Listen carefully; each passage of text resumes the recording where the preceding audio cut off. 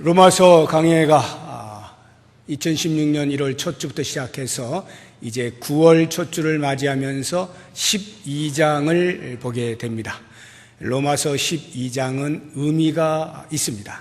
로마서 전체를 크게 둘로 나누어 본다면 그것은 1장에서 11장까지 그리고 12장에서 16장까지로 나눌 수가 있는데요.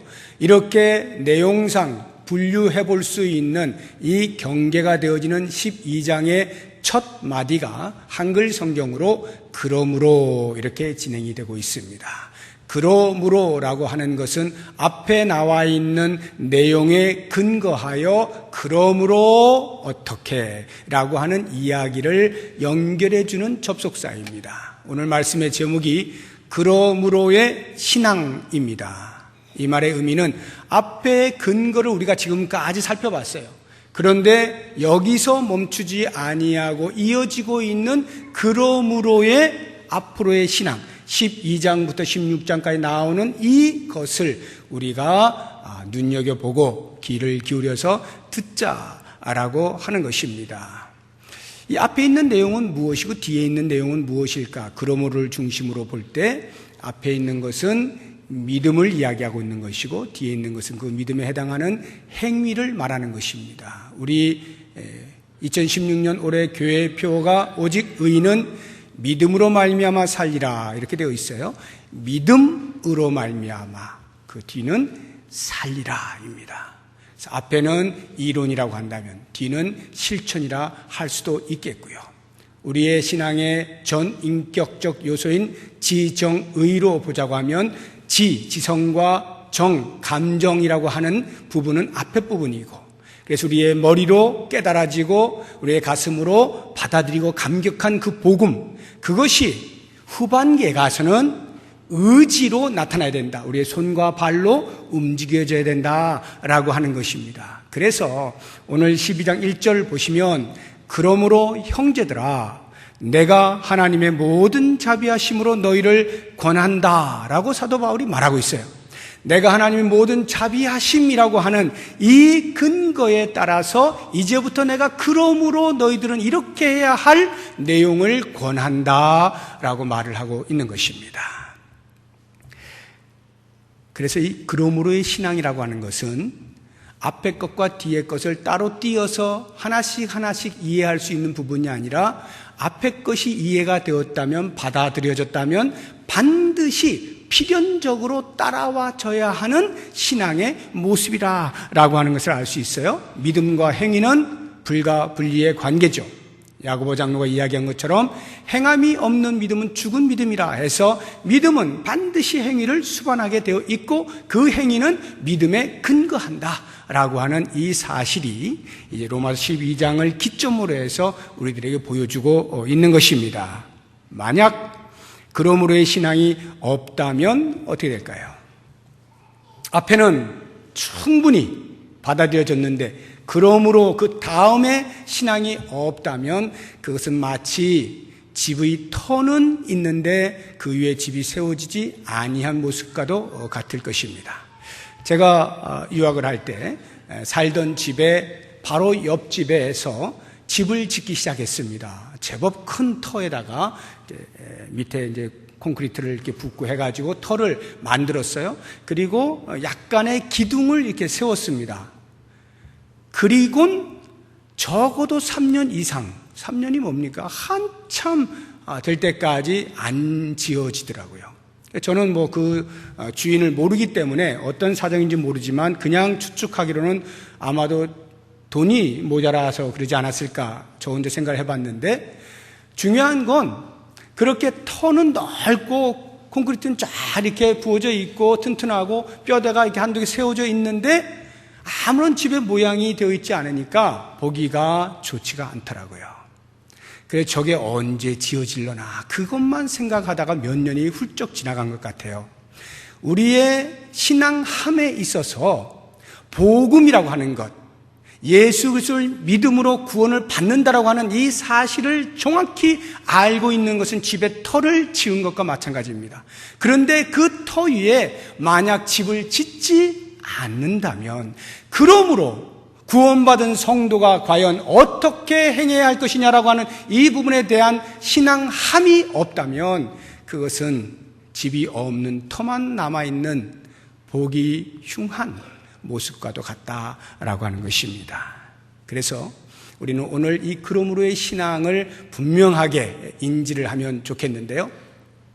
이 1절과 2절, 12장 1절과 2절이 16장까지의 전체적인 삶의 내용을 축약해서 마치 대헌장과도 같이 말을 해주고 있는 총론이라 할 수가 있습니다. 그래서 이 그러므로 신앙의 핵심이 뭐냐라고 할 때 앞으로 이야기되어질 그 모든 내용을 핵심적으로 한마디로 이야기하라 하면 뭐냐? 그것은 바로 예배하는 것입니다. 그러므로의 신앙은 예배하는 거예요. 예배자로 산다라고 하는 것이죠. 그래서 이 1절과 2절의 내용을 보면 거기에 예배가 어떻게 드려져야 하는지에 대한 귀중한 정보가 제공이 되어 있어요. 과연 어떻게 예배드리는 것이 바른 예배자이냐라고 하는 부분을 오늘 말씀을 통해서 같이 생각을 해볼 텐데요. 어떻게 드리는 것이 바른 예배자인가? 어떤 예배가 좋은 예배인가? 한마디로 이야기하면 하나님께서 기뻐하시는 예배입니다. 1절을 보세요. 그러므로 형제들아 내가 하나님의 모든 자비하심으로 너희를 권하노니 너희 몸을 하나님이 기뻐하시는 거룩한 산제물로 드리라. 하나님이 기뻐하시는 제물로 드려라. 하나님이 기뻐하시는 예배의 대상이신 하나님께서 기뻐하실 예배를 드려야 한다 이 말이에요. 너무나 쉬운 이야기죠. 어느 누가 그렇지 않은 사람이 있겠어요. 그런데 여기에 함정이 있는 것입니다. 우리는 촉각을 곤두세우고 이 말씀을 귀 기울여 들어야 돼요. 하나님이 기뻐하시는 예배라고 하는 것이 뭐냐? 우리의 착각은 내가 예배 시간에 눈물을 흘리고 내가 예배 시간에 콧물을 흘리고 감격을 하고 가슴이 뜨거워지고 찬양의 열기가 있고 이러면 하나님이 기뻐하시는 예배일 것이라고 하는 착각을 합니다. 언제나 똑같은 것이 아니에요. 물론 하나님이 은혜를 부어주시고 하나님께서 영광 가운데 임하시는 것을 바라보면서 가슴이 뜨거워지고 얼마든지 그럴 수 있습니다. 그러나 그 나에게 나타나는 현상 자체가 언제나 하나님을 기쁘시게 하는 예배라고 하는 것은 틀린 말이에요. 가끔은 내 만족에 도취되어지는 예배가 있다 이 말입니다. 내 마음이 뜨거워지면 하나님이 기뻐하실 것이라는 착각 속에 빠져 있을 수가 있어요. 그래서 나의 감정의 만족 여부에 따라서 예배의 성패, 성공과 실패를 가늠하는 사람들이 가끔 있어요. 이것은 크게 실수하는 겁니다. 하나님이 기뻐하시는 예배, 하나님이 주인이 되시고 하나님이 초점이 되시는 그러한 예배를 드린다는 것, 과연 이게 뭐냐라고 할 때 오늘 이 말씀에서 우리가 몇 가지를 생각을 해보려고 해요.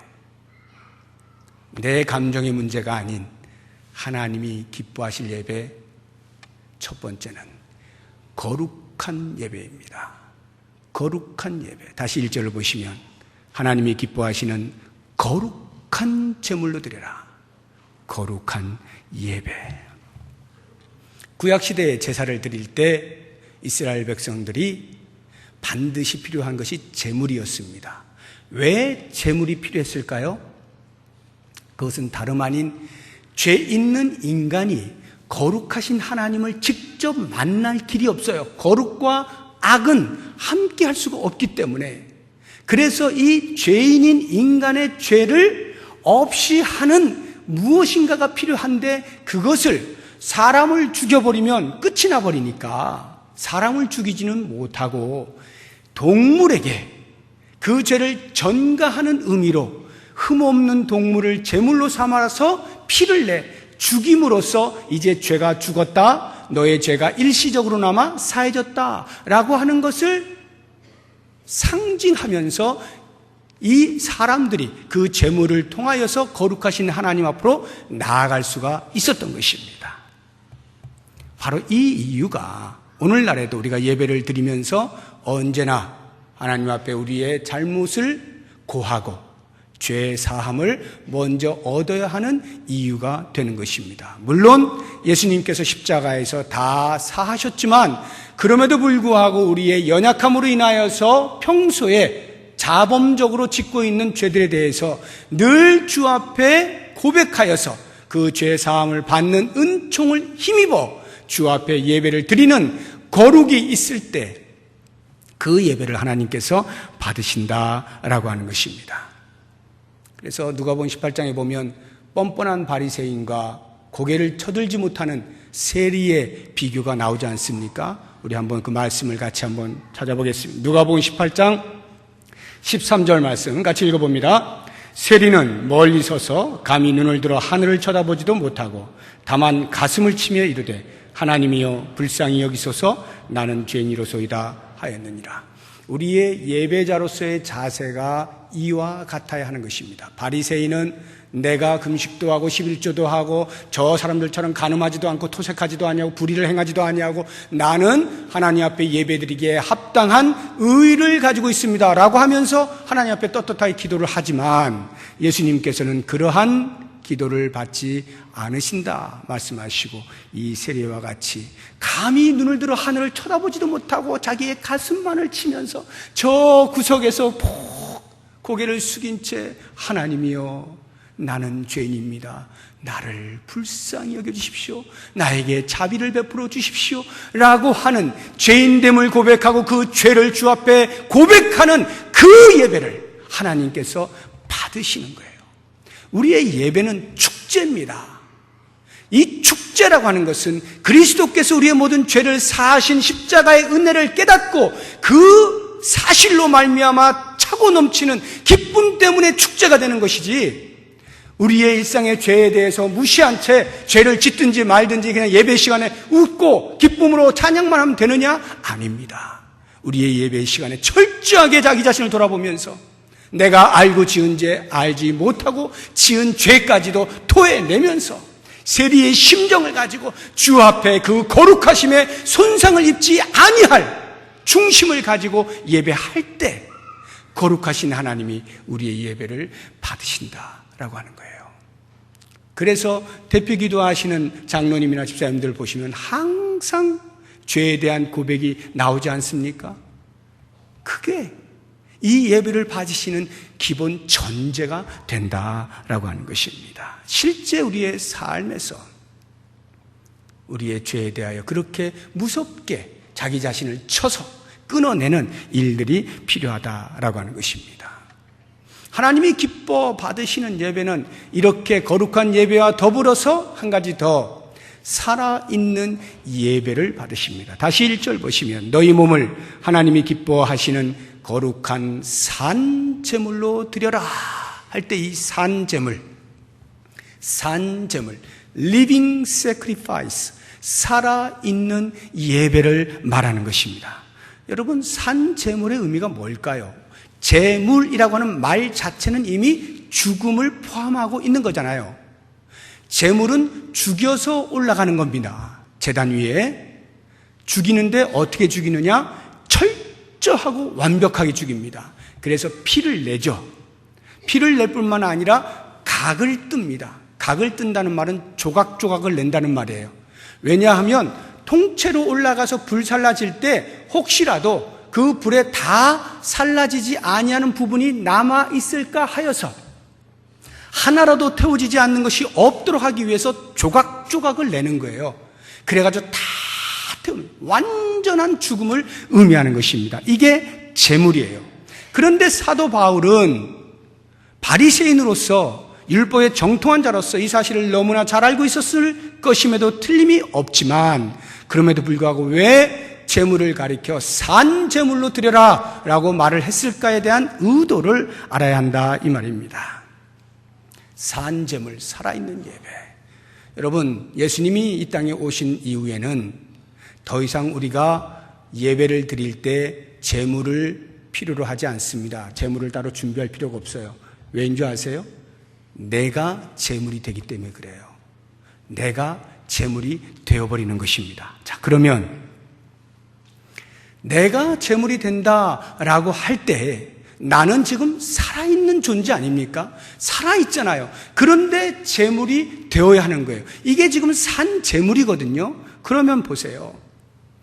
구약시대의 재물이라고 하는 것은 양이나 염소나 소나 재물이 되었던 그 재물이라고 하는 것은요, 죽어 올라가는 것이기 때문에 말이 없어요. 움직이질 못해요. 어떤 변명이나 핑계나 한거를 하지 못합니다. 불이 뜨겁다고 뜨거 하고 뛰어내려올 수가 없어요. 한번 생각해 보세요. 살아있는 동물을 제단 위에 올려놨다고 생각해 보세요. 어떻게 되겠어요? 가만히 있겠습니까? 길이길이 날뛰겠죠. 그리고 뜨겁다고 그냥 뛰쳐내려오지 않겠습니까? 엉엉 울면서 말이죠.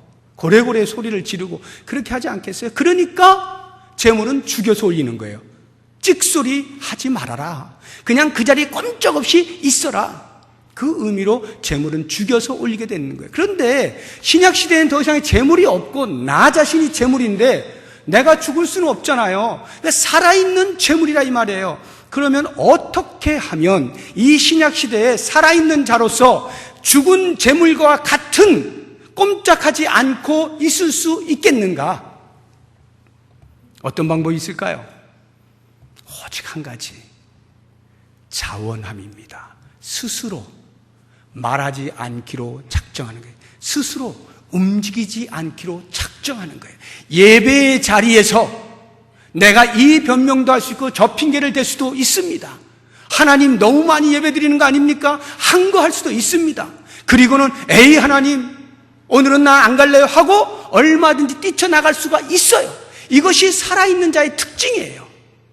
그런데 그 살아있는 자가 어떻게 하라고요? 재물처럼 죽은 것처럼 자원하여 기꺼이 그 자리를 그대로 지켜내고 있어라 이 말이죠. 살아있는 나는 언제나 변명이 가능하고 움직이는 것이 가능하지만 내가 자원을 할 때에는 안 움직일 수가 있게 되는 것이죠. 여러분 창세기 4장에 보면 가인과 아벨이 제사를 드릴 때 한 사람은 받은 바 되어지고 한 사람은 거부되어지는 것을 우리가 알 수가 있어요. 그 장면 한번 말씀을 더 먼저 한번 보도록 하겠습니다. 창세기 4장 3절에서 5절까지 말씀 같이 읽어봅니다. 세월이 지난 후에 가인은 땅의 소산으로 제물을 삼아 여호와께 드렸고 아벨은 자기도 양의 첫 새끼와 그 기름으로 드렸더니 여호와께서 아벨과 그의 제물은 받으셨으나 가인과 그의 제물은 받지 아니하신지라 가인이 몹시 분하여 안색이 변하니. 가인이 형이고 아벨이 동생입니다. 가인의 제물을 받지 않고 아벨의 제물을 받았는데 그렇게 표현하고 있지 않고 성경이 아주 흥미롭게 표현하죠. 가인과 그 제물은 받지 아니하시고 아벨과 그 제물은 받으시고 제사자와 제물을 함께 묶어요. 왜 그렇다고 생각하세요? 구약시대의 제물은 죽은 거니까 말이 없으니까 그 중심이 어떤지 알 수가 없어요. 죽은 것이니까 말을 안 하잖아요. 꼼짝 안 하고 있잖아요. 그러니까 이게 어떻게 드려진 건지 몰라요. 오직 누구만 압니까? 살아있는 자. 그래서 제사자 하나님께서 가인의 중심을 보시니까 형편없는 거예요. 그래서 가인과 그 제물을 받지 않으시는 겁니다. 아벨의 중심을 보니까 올바른 거예요. 그래서 아벨과 그 제물은 받으시는 거예요. 그렇다고 한다면 여러분, 우리가 이 시대를 살면서 따로 제물이 필요 없고 내가 제물이라고 할 때에 과연 살아있는 이 제물이 자원함 아니고서 무엇으로 하나님께서 기뻐하실 예배를 드릴 수가 있겠느냐 이 말입니다. 그래서 이 자원함에 대하여서 성경의 인물 가운데 우리에게 확연하게 모범으로 보여주고 있는 두 인물이 있는데요. 하나는 구약의 아브라함의 아들 이삭입니다. 창세기 22장에 보면은 아브라함이 아들 이삭을 바치는 장면이 나오죠. 아브라함의 입장에서 보면 아브라함의 믿음의 결정판입니다.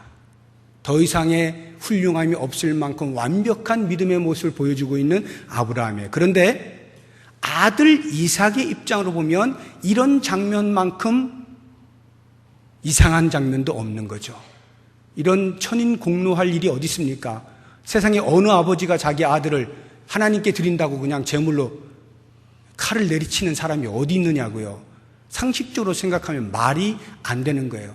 얼마든지 이삭은 그 당시 17, 8세의 젊은 나이에서 혈기를 부를 수도 있고 아니면 정정당당하게 아버지에게 항거할 수가 있었죠. 그런데 어떻게 하나요? 이삭이 한마디 있다는 말이 안 나와요, 성경에. 그냥 아브라함이 제단 위에 이삭을 올려놓고 장작더미 다 해놓고 칼로 내리치려고 하는 순간에 하늘에서 음성이 들리지 않습니까? 그럼 그때까지 이삭이 뭐 했다는 거예요? 그냥 포박당한 채로 가만히 이렇게 당하고 있었다 이 말이에요. 어느 아들이 미치지 않고서야 아무리 아버지가 하는 일이라고 하더라도 이렇게 사람 같지 않은 일을 하고 있는데 가만히 있을 아들이 어디 있어요? 제정신이라면 분명히 몸부림을 치지 않았겠습니까? 어떻게 묶인 채라도 도망을 가든지 무슨 일이 있었을 거 아니에요. 그런데 그런 일이 전혀 없어요. 뭘까요?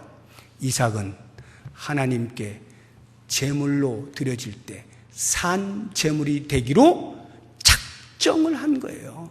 자원하여 그 자리를 지키고 앉아 있는 거예요. 살아있지만 움직이지 않는 거예요. 제물처럼 있는 겁니다. 이게 살아있는 예배를 드리는 우리의 모범이에요.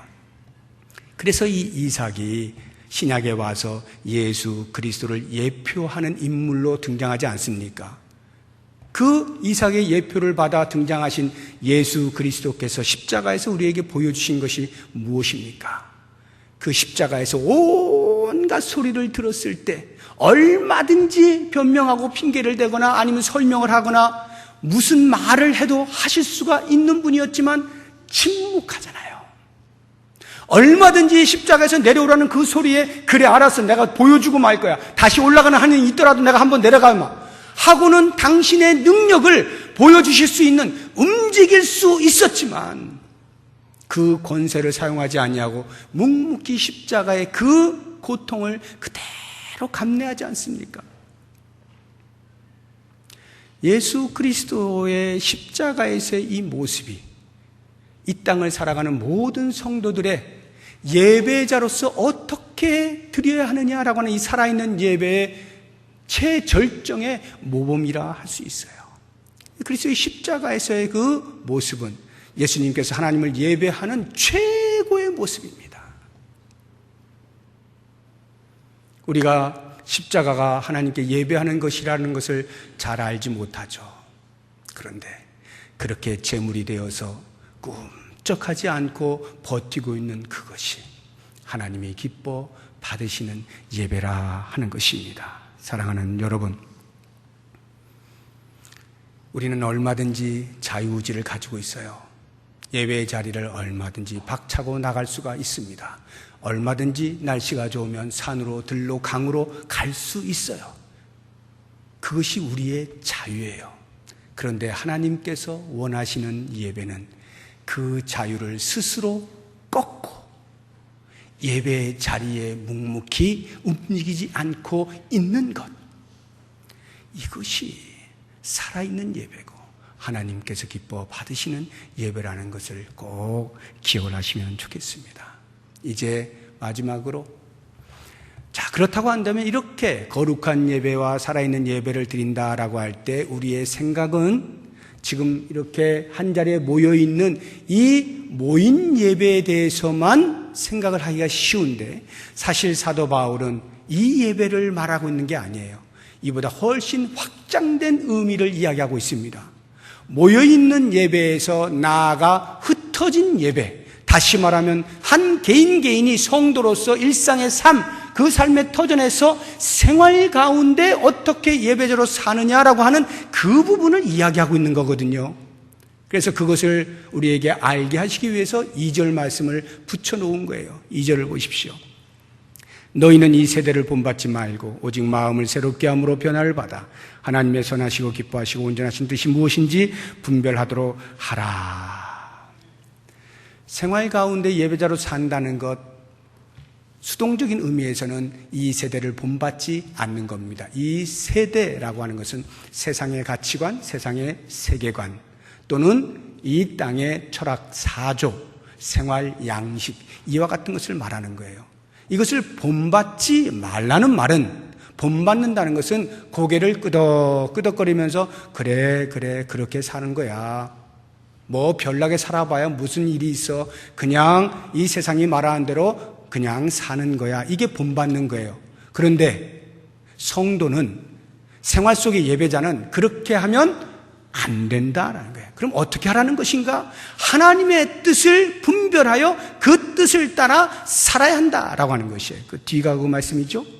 마음을 새롭게 함으로 변화를 받아 하나님의 선하시고 기뻐하시고 온전하신 뜻이 무엇인지 분별하도록 해라. 분별해서 그 뜻을 쫓아 살아라. 이 말 아니겠습니까? 생활 속의 예배자는 이렇게 하나님의 뜻을 우선하여서 그 뜻을 붙잡고 살아내는 사람이다라고 하는 것입니다. 과연 우리가 이 험한 세상을 살면서 그게 가능하겠는가?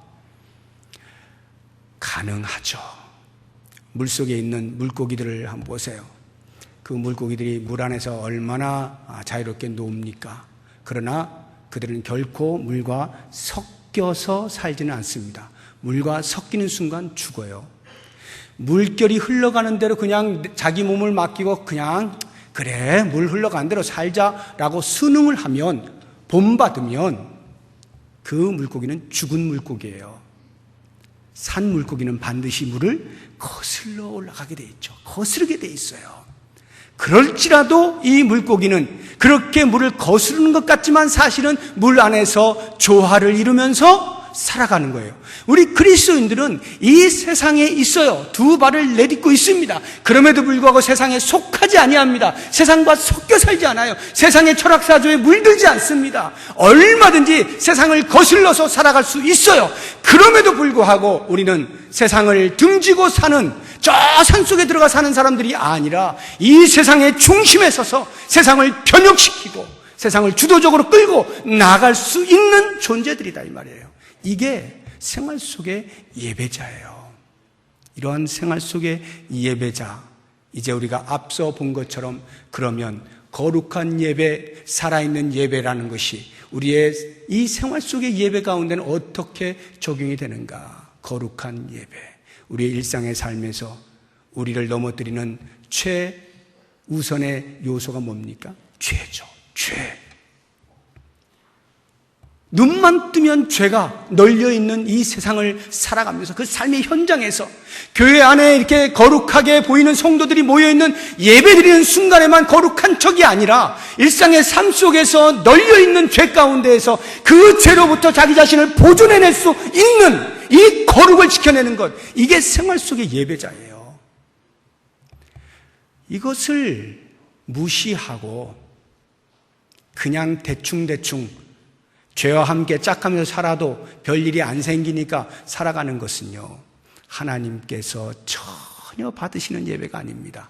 하나님과 무관한 삶이다 이 말이에요.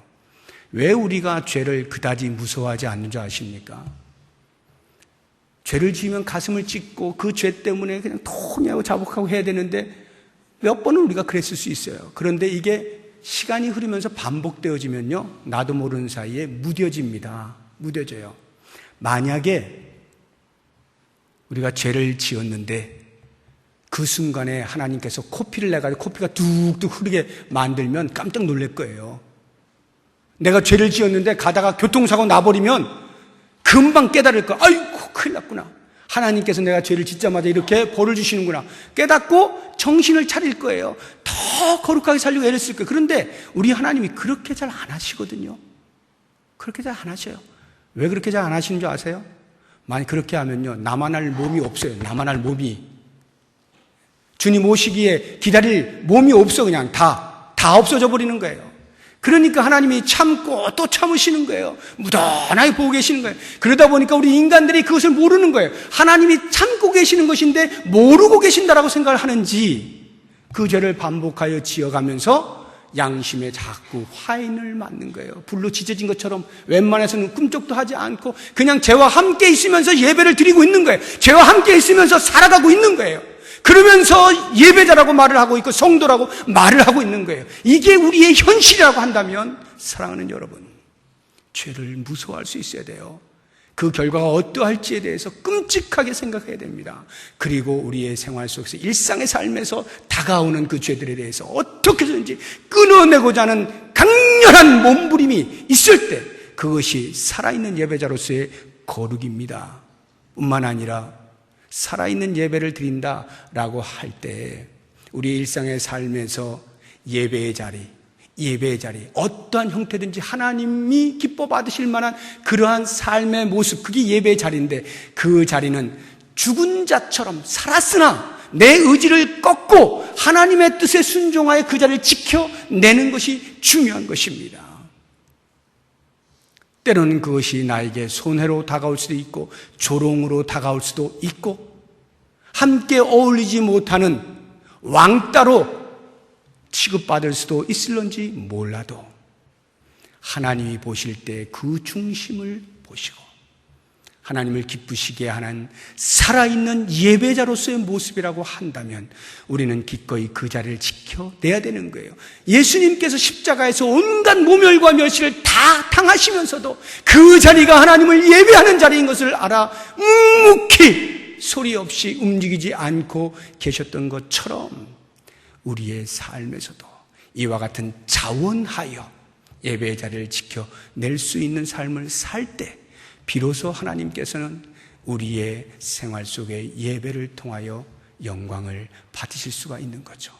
모쪼록 사랑하는 성도 여러분, 이제 앞으로 16장까지 계속해서 삶의 구체적인 현장에서 우리가 어떠한 예배를 드려야 하는지에 대한 내용을 보게 될 것입니다. 매주 도전을 받으시고 그러한 삶으로 나아갈 수 있는 우리 모두가 될 수 있기를 바랍니다.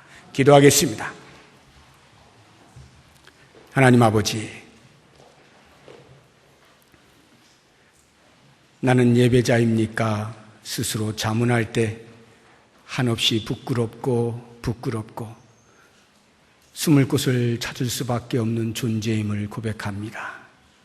그럼에도 불구하고 그리스도의 십자가의 은혜가 우리를 덮어 다시금 은혜의 보좌 앞으로 나올 수 있게 하신 것 감사합니다. 하나님이 거룩하신 것처럼 우리의 삶이 거룩을 향하여 끊임없이 몸부림치게 하시고 그리스도께서 십자가 위에서 스스로 자원하여 자신을 지켜냈던 것처럼 우리의 삶의 현장에서 예배자로서의 자리를 굳게 지켜 자원함으로 하나님께 영광을 돌릴 수 있는 예배자들이 되게 하여 주시옵소서. 예수님의 이름으로 기도드립니다. 아멘. 우리 다 같이 자리에서 일어나셔서 좌우 앞뒤 보시면서 인사 나누시겠습니다. 안녕하세요.